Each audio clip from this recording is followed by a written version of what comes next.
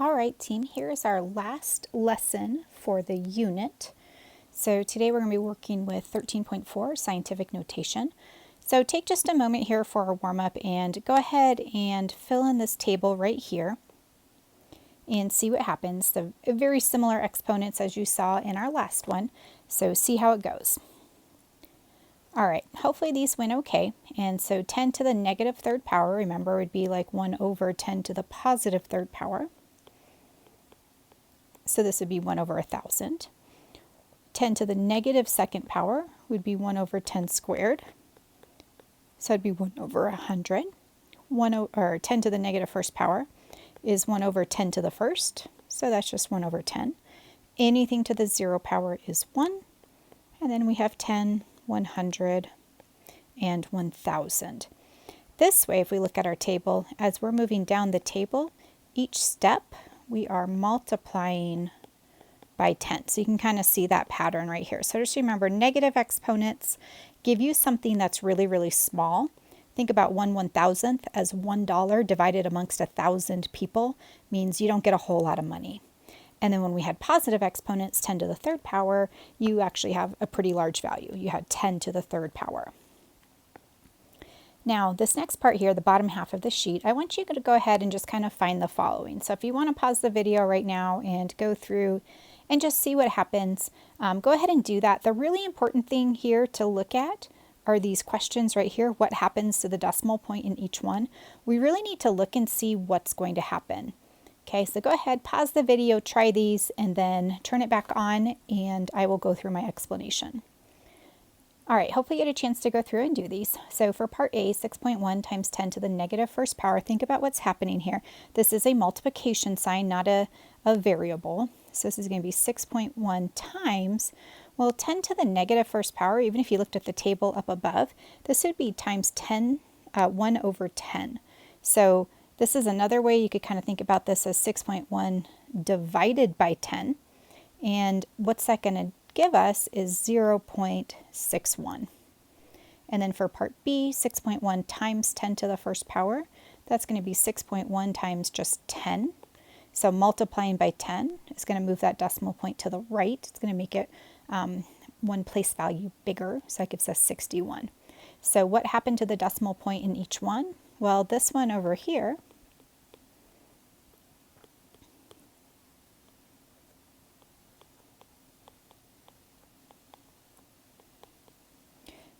for part A, it moved the decimal point one place to the left.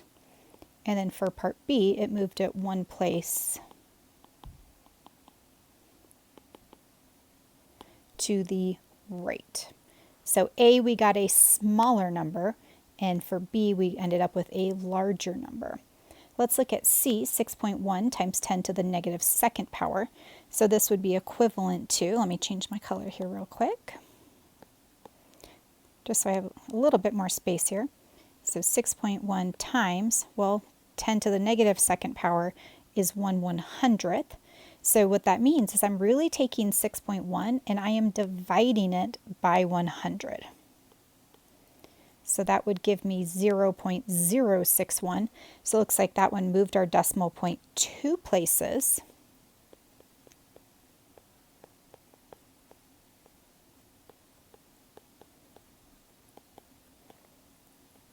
To the left. And then 6.1 times 10 to the second power, well, this would be 6.1 times 100. That is going to end up moving our decimal point 2 places to the right. So that's going to be 610. So C moved 2 places to the left, and D moved 2 places to the right. Last chunk here is going to be E. So what happens with 6.1 times 10 to the negative third power? Well, I'm going to write it down here just so I have a little bit more space. This is 6.1 times 1 over 1,000. So remember, that would be equivalent to 6.1 divided by 1,000. So think about it in context of money. $6.10 divided by 1,000 people means we're going to have a really small value. This is going to be 0.0061. And then for part F, this is going to be 6.1 times ultimately 1,000 means we're going to have 6,100 for that. So what happened to the decimal point in each? We moved 3 places to the left for part E, and then we moved 3 places to the right for part F. All right, so what's happening here? Let's talk about some big ideas with scientific notation. The idea behind scientific notation is it helps us write numbers that are either really, really big or really, really small without a whole lot of effort. So this is going to be a definition taken from your book. So it's going to be a positive number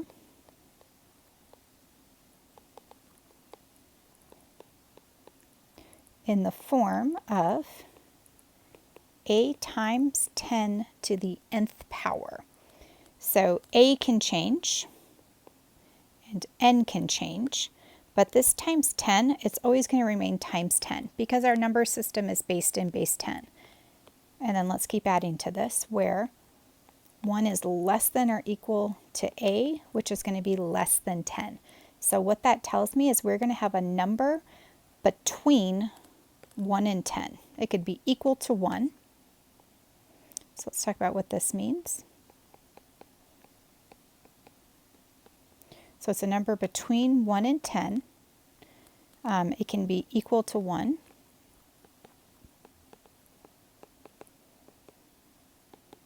But less than 10. So we have where 1 is less than or equal to a, which is less than 10, and n is an integer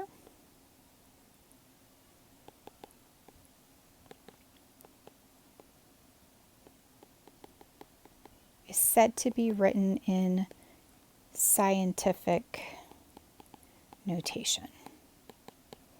So a few things here. It's a positive number, and it's going to be a number times 10 to some power, where this number out here, this a value, is going to be either equal to 1 or less than 10, somewhere within that range. And then the n value, the exponent, is going to be an integer. So remember what an integer is. Integer examples would be something like -3, -2, -1, 0, 1, 2, 3, and that can go on indefinitely in either direction, just meaning there's no decimals or no fractions there.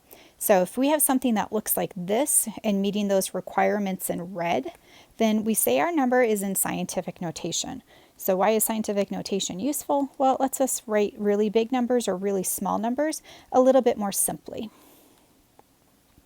So let's take a look at a few examples here. So the directions are put this in scientific notation. So maybe we kind of need to go back and look at the examples that we had just to help us figure out what's happening here. If you look at everything that has a negative exponent, notice those numbers got smaller. And if this one was times 10 to the negative first power, notice I moved it 1 place to the left. If it was to the negative second power, I moved it 2 places to the left. Negative times 10 to the negative 3, I moved it 3 places to the left. So anything with those negative exponents, I'm making the number smaller. Anything with a positive exponent, notice I moved whatever that exponent was, I moved it that number of places to the right. So I'm making that a bigger number. So if we take a look, for example, I actually want to start with N, O, and P first, because these are in scientific notation. And then we're going to, for that last part, we're going to take them out of standard form and put them into scientific notation. So let's take a look at n, 1.552 times 10 to the 14th power. So this one's going to be a little bit ridiculous because 14 is a huge exponent up here. So what I'm going to do is I just kind of identify where is that decimal point. And so right now it's between 1 and the 5. And I'm going to now move this 14 places to the left. So I like to do this with swoops. So I'm going to go 1, 2, 3, 4, 5, 6, 7, 8, 9, 10, 11, 12, 13, 14. So all of these swoops that don't have any numbers in them, they're going to have zeros as placeholders.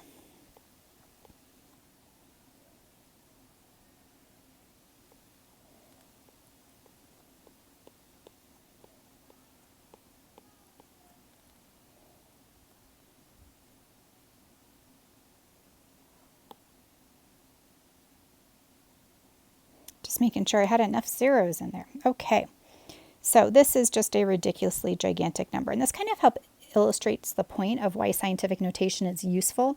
This is a gigantic number right here, where it's a lot easier to write it as 1.552 times 10 to the 14th power. So for O, it's 5.5 times 10 to the negative 8th. So this is going to move the decimal point the other direction. So we're going to identify where the decimal point is.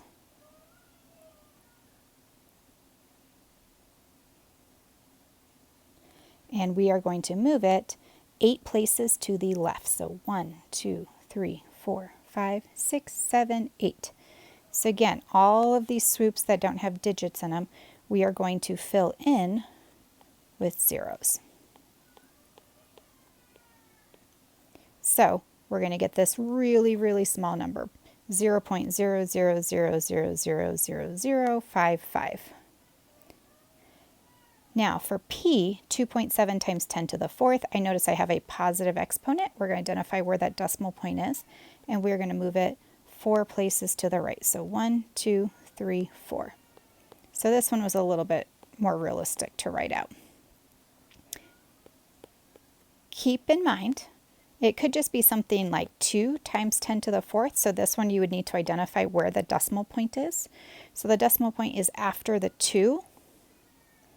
And so then you can go ahead and move it 4 places to the right. 1, 2, 3, 4. And we can fill those blanks in with zeros. So this would be equivalent then to 20,000.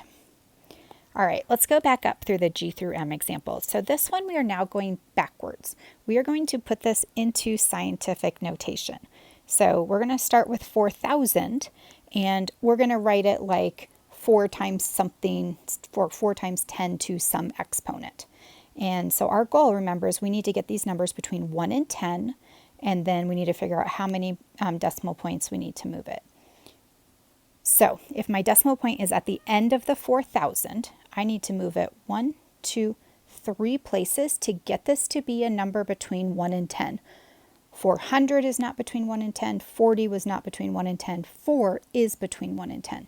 So this would be like 4.0 times 10, and then we had to move it 1, 2, 3 places.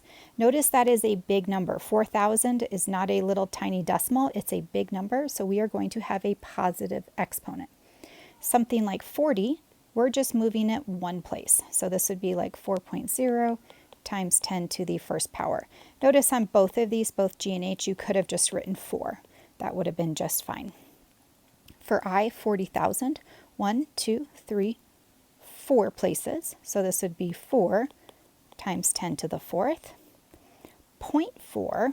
So notice here, I need to move this 1 decimal point in the other direction. And notice that is a small number to start with. So this is going to be 4 times 10 to the negative first power. Those small numbers are always going to have the negative exponent. So instead of trying to keep straight left or right, it would be a good idea just to think about it. It's a small number, so that's going to yield a negative exponent. A big number like G, H, and I are going to have positive exponents. Now notice for K, it's just 4. This is already a number between 1 and 10, so this is going to just be 4 times 10 to the 0 power. For L, I need to move it 1, 2 places, and it's a small number to start with, so that's going to be 4 times 10 to the negative second. And then M, 1, 2, 3 places, so 4 times 10 to the negative third power. Now our last part here is, what do you think is going to happen when we actually do some operations with numbers in scientific notation? So take a look here. We have 7 times 10 to the 5th times 5 times 10 to the 3rd. So what's going to happen here is we still have big numbers that are going to get treated like big numbers. 7 times 5 is 35. And now we are multiplying things together with like bases. So 10 to the 5th times 10 to the 3rd, like bases where we're multiplying, that means we add the exponents. That's going to give me 35 times 10 to the 8th. Now notice here, this is not a number between 1 and 10. So I need to take wherever that decimal point is, so at the end of the 35, and I need to make this one decimal point bigger to the left to make it so it's a number between 1 and 10. So this is going to be 3.5 times 10 to the 9th power. Okay, notice it's a number bigger than 10, so that's why I added the number of places that I need to move my decimal point. And let's look at r. So I'm dividing with the big numbers. So 1 divided by 4, you could write for right now as 1/4. And then we have 10 to the negative 2nd divided by 10 to the negative 7th power. So like bases with division means we subtract the exponents. So this is like negative 2 times minus negative 7. And if I do a little bit of cleanup work here, this is going to be negative 2 plus 7 is positive 5. And 1 divided by 4 is 0.25 times 10 to the 5th. And now notice here my 0.25 is not between 1 and 10. So in order to be in scientific notation, I need to do that. So I have a decimal value here, something that's less than 1. So that means that's going to be a negative exponent. So that helps me, helps remind myself that I need to take away that exponent. So that's going to be 2.5 times 10 to the 4th power. All right, team. Your Connect Math homework for today is going to be 13.4 scientific notation. As always, please let me know